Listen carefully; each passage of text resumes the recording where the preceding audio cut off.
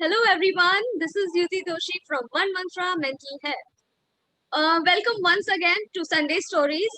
Before we start, I would just like to thank each and everyone who watches all my episodes and takes a step towards supporting mental health awareness. Thank you so much for all the love and support. So today we have with us Miss Pratyusha. She's a counselor, she's a psychologist, and she works with a school for an NGO. She works with government schools, I must say, right? And she's in this field since 3 years. So, Pratyusha, please take it from here. Please tell us what made you choose mental health as a profession and a little bit about your journey. Yes, first of all, thank you very much, Yuti, for having me here. I'm really excited to be doing this. And you've already wished everyone, but a very happy Diwali. And I hope this year moving forward is I don't know, not better, but at least it's different than what it's been like so far for all of us. Yes. About myself, you've already mentioned a couple of things. I work as a school counselor. This is my third year of doing this. I'm also an arts-based therapy practitioner. That's actually how Yuti and I know each other. And how I got into this, I don't know. It's been a very long time since I first heard about mental health. But I think, and I've always had my doubts about it because this is not a field we talk much about. And because it's also very new in India itself. It's always evolving. There's always a new course or there's always something new to do. But I think over the years, as I've worked here, as I work with people, as I work with adults, as I work with children, I realize how much I love doing this. And just it's very difficult, but I think it's a lot of self growth and also the growth that we see of others, and that's what makes me want to continue doing this. Lovely, lovely. Thank you so much for sharing that, Pratyusha. So, today we are going to talk about a very, very important topic, though it's very common, but we don't really pay attention to it. And that is building resilience. First of all, we'll understand what resilience means. But to build resilience, we need to understand why we need to build resilience. There are a number of factors which are disturbing our mental health right now. And the most common factor being stress and anxiety. So today we are going to talk more about stress and how we can cope with stress moving towards building resilience. So, Pratyusha, please tell us about what stress exactly is and uh, how do we need to perceive stress as? Because mostly what happens is people like my family members or whoever is a non-psychology person, for them stress is perceived as very differently than how we perceive it, right? So please explain us what exactly stress is. Yes, thank you, Yuti. And very rightly said, stress is, I think, one of the most uh, overused terms that we have, and in many different ways. Sometimes it's said with a lot of frustration, "Ki bahut stress ho gaya," and sometimes the opposite, that stress is good for me. It makes me do well. So that's actually why I decided to talk about this also. So stress is both. It is good and it is also not very good. So there are largely we look at it in three ways, in three types of stress. So the first we have is positive stress, which like a lot of us believe is what helps us do well, what helps us it's like that kind of nervousness that we feel before something, like before I give a speech on stage or before I try something new. So it's a very normal response to doing something that is different, to doing something that is maybe a little scary. I would And like to we give an feel it. example here, actually, Pratyusha. Yeah, Sorry to interrupt. But while yeah, you're yeah. talking about positive stress, it's just like this moment example when before starting the interview, this is going to be the 18th or 19th episode, I think, of Sunday Stories.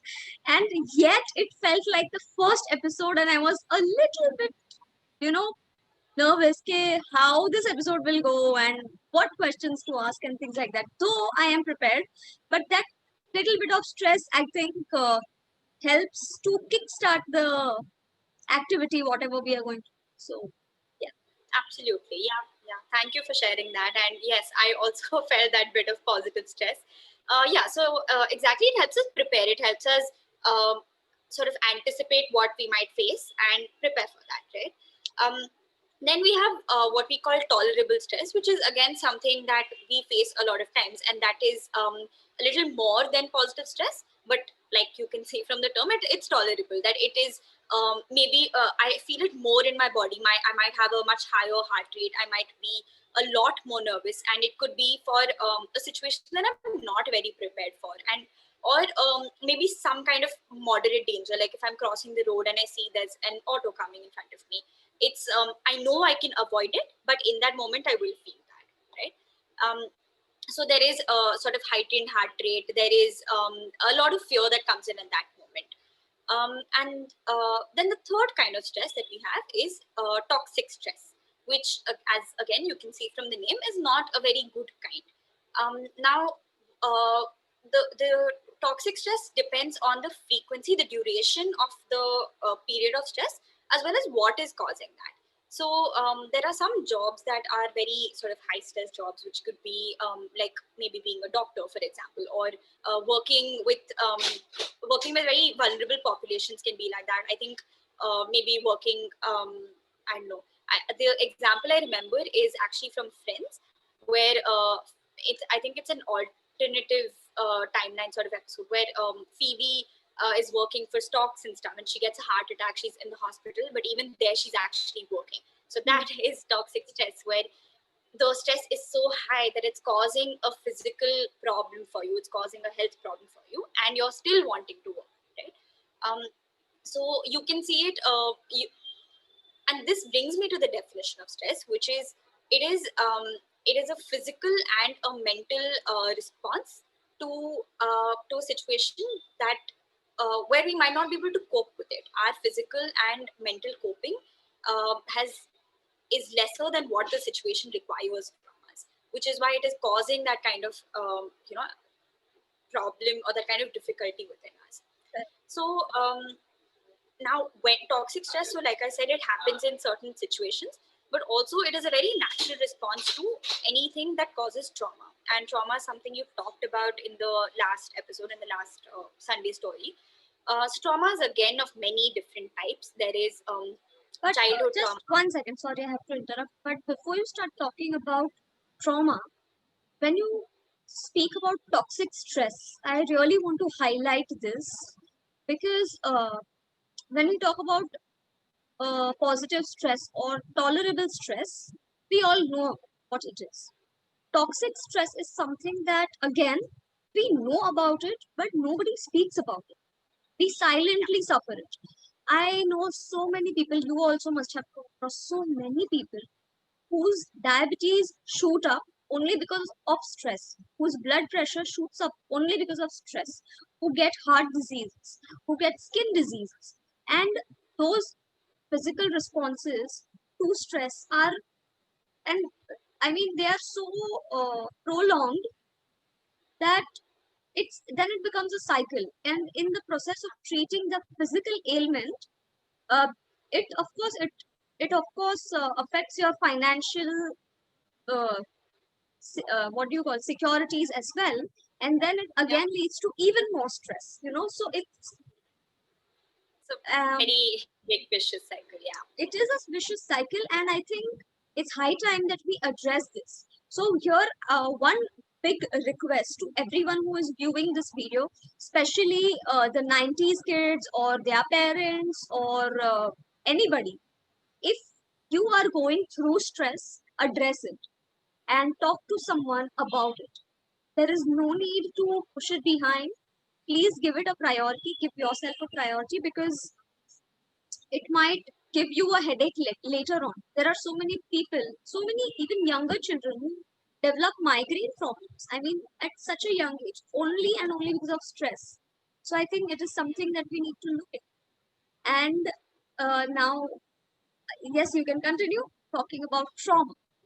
How is toxic stress related to trauma? Thank you for bringing that up, Yuti, and that is a little bit what I wanted to talk about as well. In fact, I've the last few days I've been seeing this post on social media that says, like, quote unquote, stop romanticizing overworking, stop romanticizing working so hard that it's affecting you and you don't talk to anyone about it. And I think that's exactly what I'm coming to as well. So like I said, the traumas of many types.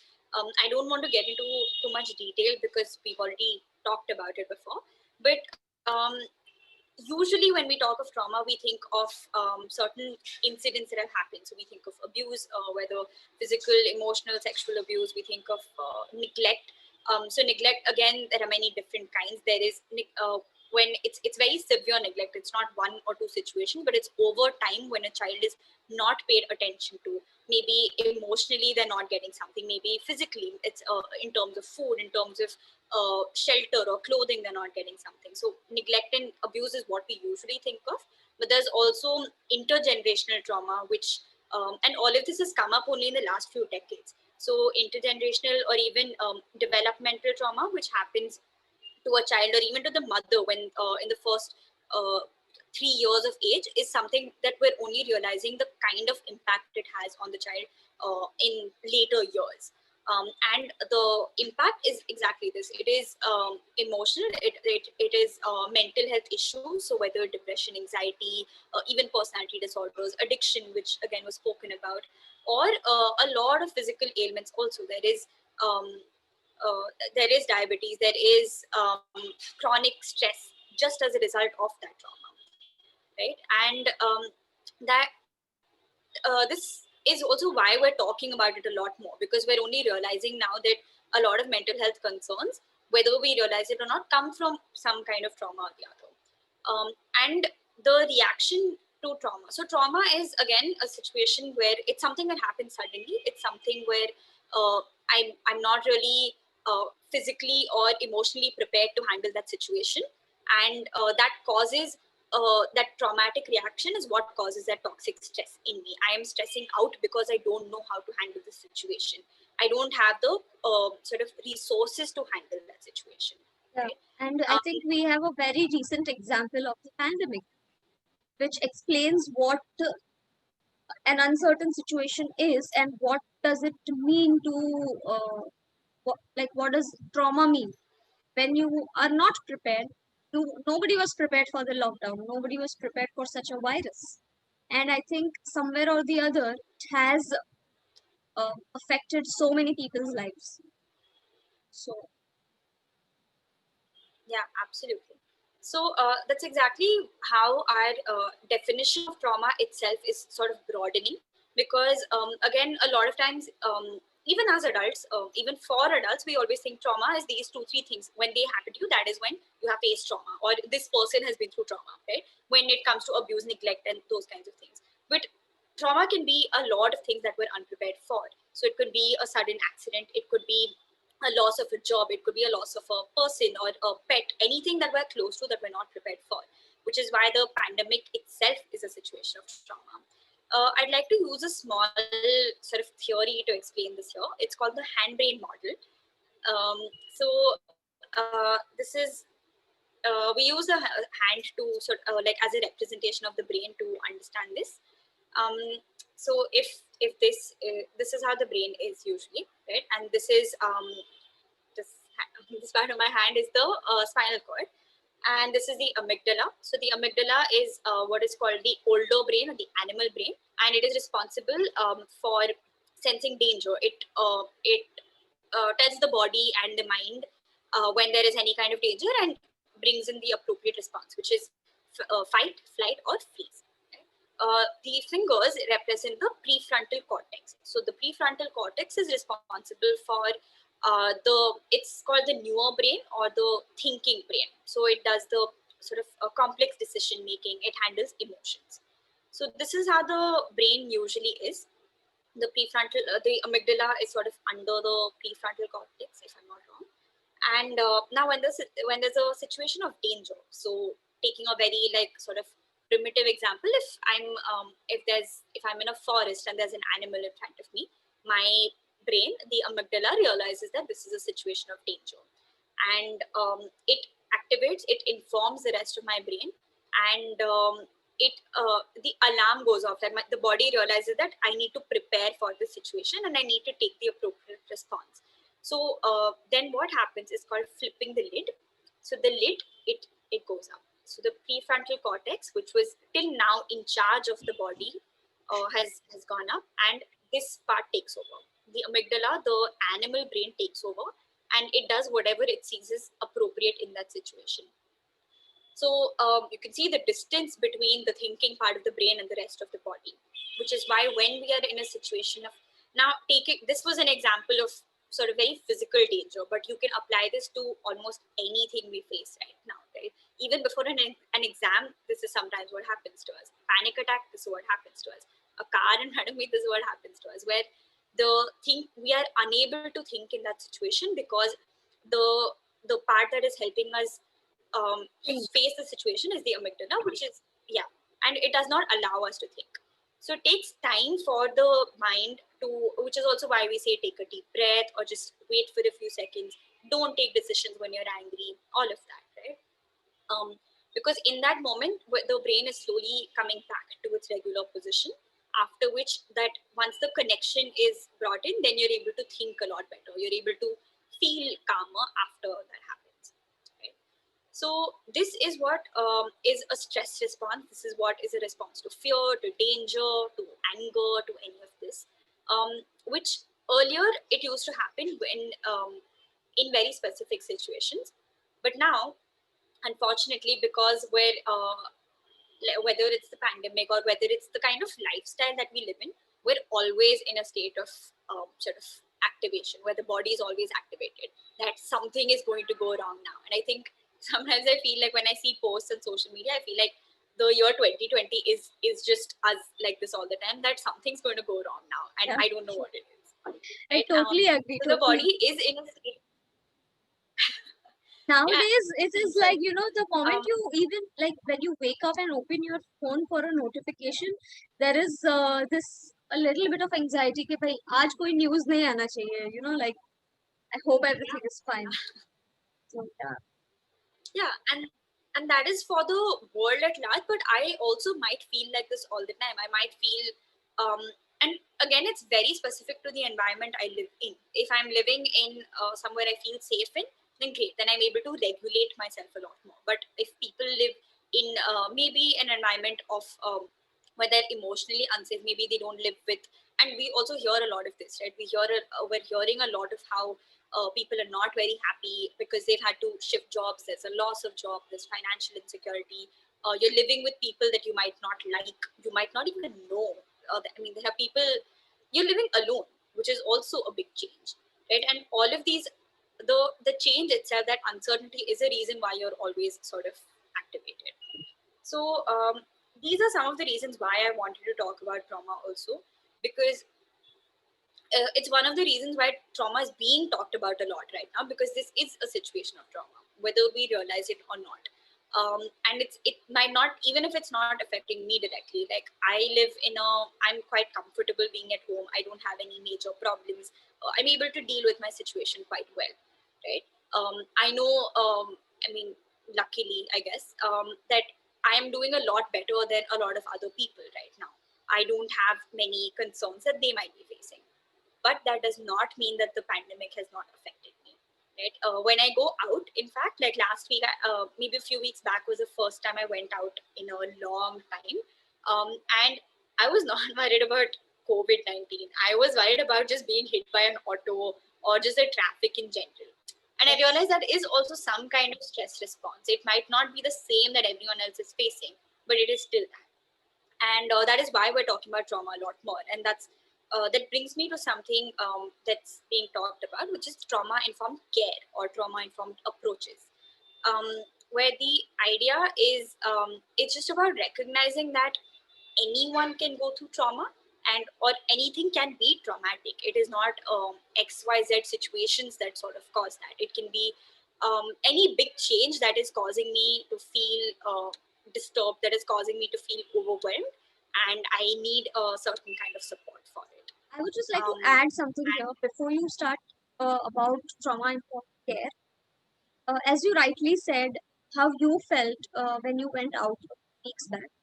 Now, many people have started going out and things have started working. A lot of people have started going to work, but also, I mean, we all are going to face this. We all are going to Yeah. go through these stresses. Then why are we even talking about it? I mean, you might think that इसमें बोलने वाली कौन सी बात है? But this is Mm. where we need to start talking and sharing so that you or me or anybody doesn't, push that little bit of stress that they experience behind their mind and carry on working. Because now that Yeah. mental health awareness has started spreading, and now that people are aware about their mind, this is also very important. Just because everything might go back to normal, or at least you are back to normal, or your the area where you live is back to normal, does not mean that you will be completely okay. I'm not trying to be negative, but it's just being realistic. So when you step out tomorrow, or when you start with your normal life, there will be a lot of things that you will feel different about. So here I would just advise, or I would suggest that if you feel any such bodily changes, or if you feel any such mood changes, or any kind of stressful feeling, then please address it. Stop right there, calm yourself down, and whatever tips Pratyusha will share with us, try to apply them. Uh, this might help. I mean, it, I know it's very common, but yet we don't do anything. And I think that's the reason this episode is being aired, because it's time that we start doing things for ourselves, be it as small as counting 1 2 3. It's okay, but we need to start taking those steps for ourselves. So yeah, talking about trauma informed care, what exactly it is. So it is actually a lot of what you just covered. So I think the so trauma informed care is being talked about in, I think, a lot of sectors. It is in the mental health field, of course, but it's also in the health field itself, in physical health. It is seen also in schools right now, and in any kind of setup where you're dealing with people very directly. Because the idea is that we might not even realize who is going through or who has faced trauma, right? And trauma, again, it doesn't have to be that one big incident. It's a lot of smaller things also that we're facing, or it's just a lot of, it's just severe stress that somebody might be going through and we don't realize it. The person also might not realize it, especially when it's emotional, when it's verbal, right? And a lot of what you mentioned, actually, the physical aspects of it, whether it's illness, whether it's just feeling very anxious a lot, all of those are manifestations of that. So trauma informed care, and actually I feel mental health itself is sort of progressing to this area where we're not saying isko ye problem hai, they are dealing with this, so send them to a therapist or do this because you have a problem. It is, how can I start taking care of myself? How can I just be mentally fit without having a problem? So, which is again what resilience is. How can I be prepared? How can I take care of myself every day, or how can I be prepared for when I have a problem? And so trauma informed care comes from that approach of building resilience, but keeping in mind that trauma triggers certain things. If somebody is going through, has been through trauma or is going through it now, there is going to be like I mentioned, the mind or the body is going to be activated. So how can I deliver a service, whether it's therapy, whether it's physical health, while taking care of that?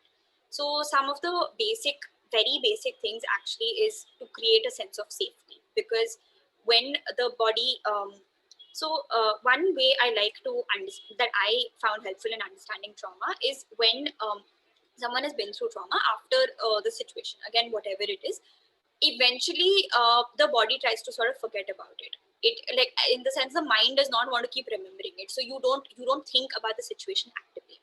But the trigger can be you know how sometimes you hear a song after a really long time and immediately there's all these memories that come to you ki, ha, ye to tab suna tha. You might remember the people you listened to it with. You might remember where you were, right? So that's a nice kind of trigger. It's taking you down a very nice path. But the same thing can also be very negative. So what happens with trauma is that the body is here, the body is in the present, but the mind will keep going to the past. The mind will keep reliving that, and the we are not in the situation of trauma, but when the mind starts thinking about that situation, the body reacts as if it is feeling that. So again, just going back to my experience when I went out a week or two ago, like I said, I was very anxious just being in the auto when like with traffic. And a few months back, maybe Feb or March actually, I was traveling in an auto and faced like a minor accident. So nothing happened, we were safe, but the auto overturned. And I think soon after that, the whole lockdown happened, and I've not thought about this at all. Like I said, we were safe and literally. But when I was sitting in that auto, and when something came in front of us, again nothing happened, but immediately my mind, like the scene replayed, and it took me almost 20 minutes before I could just breathe properly and say it's okay, I'm fine right now, nothing has happened to me. And that's what happened. I had to keep telling my mind that no, you're safe, you're safe. So that is the first thing about working with trauma. Working with anything where a trauma informed approach would be to create that sense of safety, which is emotional, so it is creating a sense of trust. And it is physical, so having so in schools especially, physical safety is very very important. The child might not realize it themselves, but us having that creating that environment of safety, especially if children come from difficult backgrounds, that is very important. Other smaller things are creating a sense of, when I say trust, it's also transparency, especially when it comes to mental health and physical health, because you're working with the person very intimately. You're working with something that's very important to them. So building that transparency with them, telling them what you're going to be working on, what the treatment or what the intervention will involve is also very important. And those are some of the things. Um, Sorry. Yeah, just looking through my notes right now. Yeah. The great thing though about trauma, the hope about working, whether it's the trauma informed approach or whether it's just working with someone who's been through trauma, is that it is difficult, but there is a lot of hope, and that is what we are working on right now, right? So when we say resilience, resilience is the ability to sort of cope with the situation and the ability to um, bounce back. So I have faced a difficulty, I have faced a difficult situation, but how do I come back to feeling okay, to dealing with things normally? Now, Okay, what is so this normal? Yeah, yeah, before we understand what resilience is, you shared two or three ways of being trauma informed, right? Trauma informed care involves providing a safe environment, providing an environment of trust and transparency, and providing hope, lot of hope. I think we all are right now surviving on hope, and I think that really yeah, helps. So these three things are really important when you are working, even if not working, even in your family itself or for yourself. Uh, you should always keep in mind these three things and talk to someone with whom you feel safe. And if you feel that there's nobody around you with whom you might feel safe, please go and talk to a therapist. I think that would be the best thing to do. You get professional help and also understand what your trauma has been and how your body reactions are to stressful events, so that you can in future work better, you can perform better, you can be mentally healthy. But when we say being mentally healthy, when we talk about coping, when we are talking about stress, as I started with it, when I started, I talked about resilience. So when we are talking about all these things, a major uh, phenomena that we all need to cultivate in us is the concept of resilience. What resilience is exactly, Pratyusha will explain, and how can we build resilience? How can we build ourselves? Like how for COVID we all started building our own immunity. With life, we need to be resilient. So, Pratyusha, over to you. yeah. Now that you've actually said it like that, I'm thinking of resilience as sort of an emotional immunity.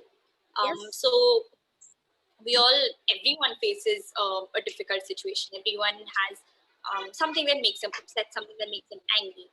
And resilience is the ability to sort of recover or to come back from that. So if there is a level of being okay, by okay I mean I'm able to function on a regular basis, I'm able to do what I have to do, I'm feeling um, okay. And when I face a difficulty, I might sort of I might be in a high zone. I might not be feeling. I might be feeling very agitated, very angry, very hyper. Or it could be the opposite, where I actually don't have the energy to do anything. I don't feel like doing anything. I don't want to talk to anyone. I want to be alone, isolated, right? Um, so we're not feeling very okay in both of these. We're not at an optimal level of functioning then. So resilience is what helps us and how we're able to come back to feeling that okayness, how we're able to be mentally healthy. And this can be a few hours, it can be a few minutes, it could even be a few days, right? And if in case of mental health conditions, it could be much longer also. That like when we're if someone is dealing with depression, then it can be a lot longer than just a few days also. But the idea is, how do I continue to be able to do what I want to do and sort of manage myself every day. So resilient, we're all resilient. Whether it's children, a lot of times we think that children can't deal with a certain situation. Should I tell them that this has happened? I don't know if they can face it. And yes, they might find it difficult, but children are so resilient, it's amazing. They will find their own way to deal with the situation. And the same is for adults. I mean, COVID happened. Nobody was prepared for it, but we found our way around it. We found our way through it. It's not been easy. Being resilient is not easy, but it means that we can manage something, right? Now, uh, so we're all naturally resilient, but how resilient, how much we're able to manage is very different. So there might be someone, again, like I mentioned with trauma also, all of this is very individual dependent. So I might have like the minor accident that I met, it did not scare me a lot, but it has scared me. I am very cautious when I'm on the road now. But for somebody else who might have had a lot of accidents, that might not be anything. They might have seen much worse, or maybe they haven't. Maybe they're just not as afraid of things as I am, afraid of the road as I am, right? So it's very different in different ways. The way we cope is very person dependent. It does not mean anyone is better or stronger or less sensitive. None of that. It just means we're different, and that's okay. And I think that's something I really want to stress on. That even when you see these posts on a lot of these pages that say that this person has been through so many different things, life has been full of misery for them, but they've managed through it. Yeah. It is a story of hope, and it is amazing. And sometimes I, even despite years of doing this, sometimes I think, why am I not like that? Then I realize it's okay, right? Yeah. Everyone is different, and I take my time or I take my days for it, but I'm there, I'm doing it, and that's all right. So that's one thing. And the second is that resilience can be built. Even though there's a natural level to it, it is you can develop it further over time. And that's what I just want to mention a few things that we can do for that. So one thing, even that's very important when working with trauma, but it's something that we're bringing a lot more attention to right now, is the bodily awareness. So being whether it's body literacy, bodily awareness, physical sensations, whatever you want to call it, it's just understanding that there is a very strong mind body connect, which you've actually talked about a couple of times right now. And my body, what I feel in my body, is an indication of how I'm also feeling, maybe emotionally. So every emotion has tends to have a certain kind of physical manifestation. Like a very simple example is butterflies in the stomach. So Yeah. everyone understands it differently, but you know that this happens to you, and this happens when you're nervous, when you're scared.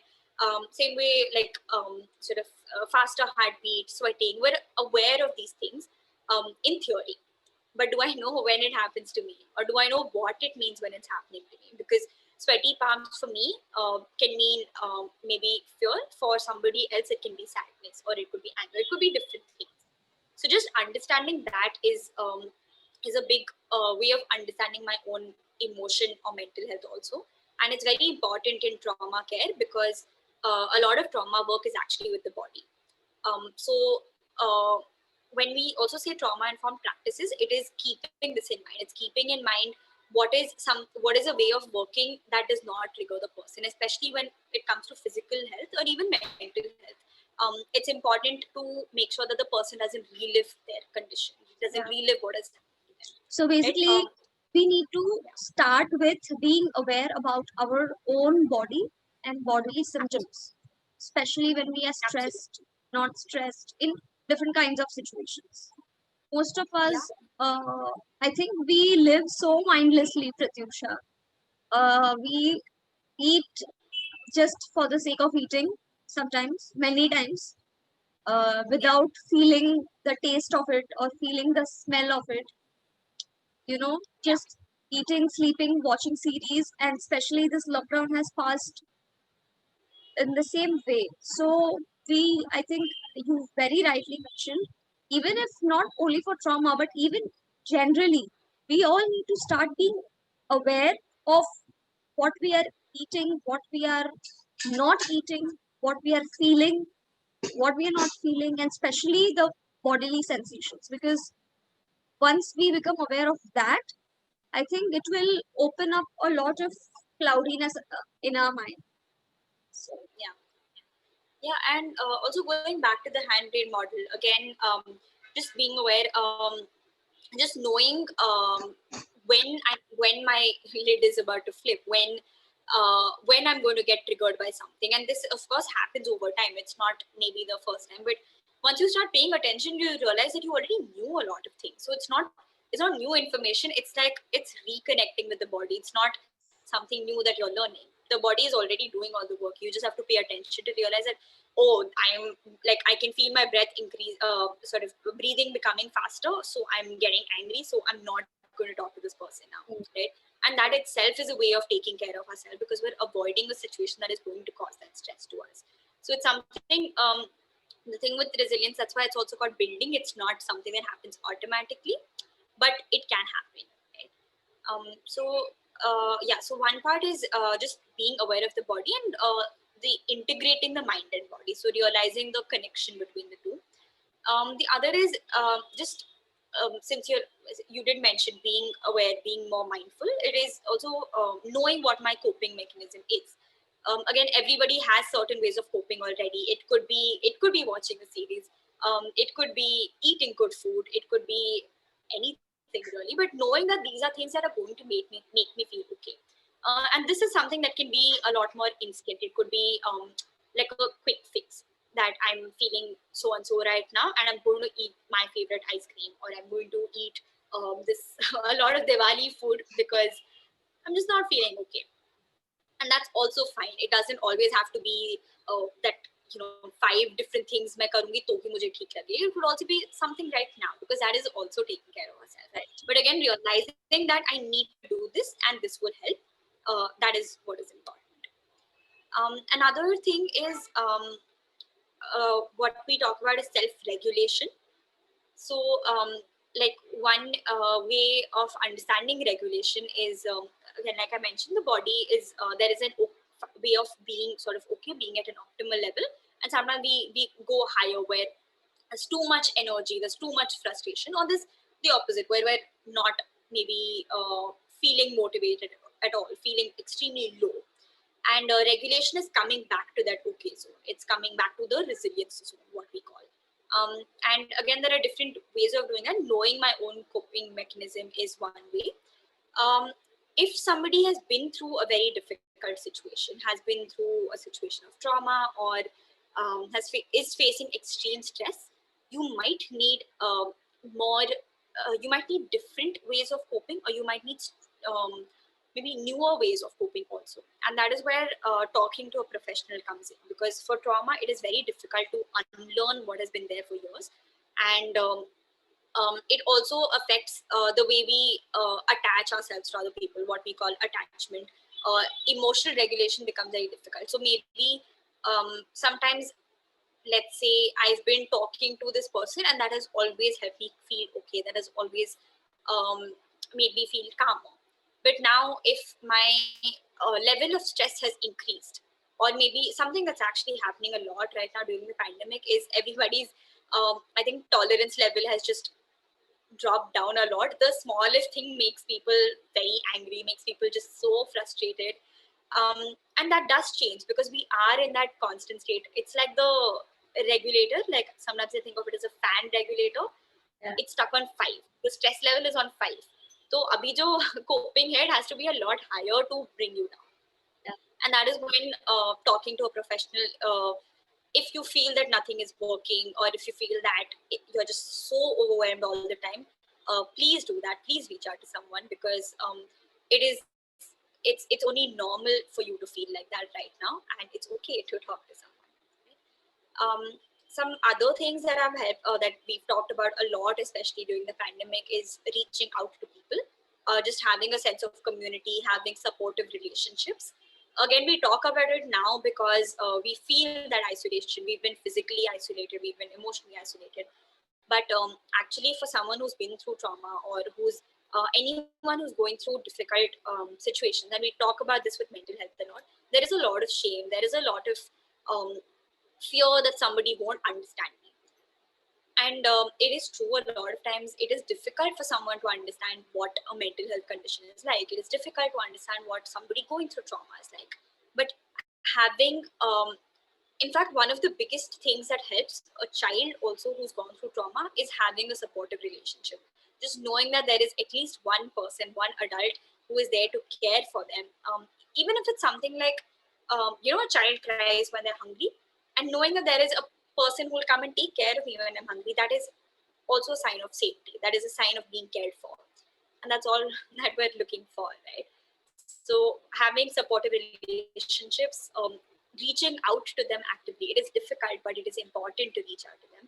And the other is having a larger network. So especially if there is a certain kind of specific thing I'm going through, then trying to find people. So one big example is the AA, Alcoholics Anonymous, or all the other wings of it. So there's I think Narcotics Anonymous, gambling, all of that. But a big reason why people get through that is because of that community support, is having other people, being able to talk to them, knowing that there is a network who's also going through the similar thing. Yeah. We That is also call a it big, as support groups. There are a lot of support yeah. groups happening. I would just like to say that in and around the country, actually, nowadays, especially because of the COVID, there has been a lot of support groups. One of them is Yami, I guess, and there are other support groups happening. So I think if you feel like you are stressed right now and you would be happy, or it would help you to talk with a group of people, then support group would be a good option for you. So maybe you could just go on the internet and look up for what a support group is. But Pratyusha, thank you so much for all these tips that you have given us and explaining us what exactly stress really means and how trauma and stress are connected and why we need to understand them. And I think building resilience is also a very, very, very important part, especially now. Uh, yes, so thank you so much for sharing all of that information. We understood exactly what resilience means and why we need to build resilience. And to all our viewers, if you have any questions, you can definitely message Pratyusha or me. I'll link your inquiries to her, or comment below.